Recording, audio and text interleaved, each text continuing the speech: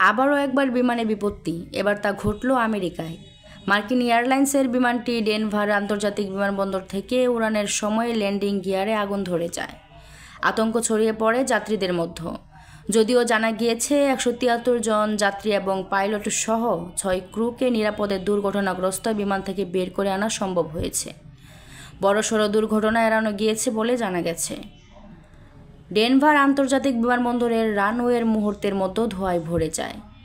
আতঙ্কে হুড়োহুড়ি পড়ে যায়। বিমানে থাকা যাত্রীদের বের করে আনা সম্ভব হলেও একজনের সামান্য আঘাত লেগেছে বলে জানা গেছে।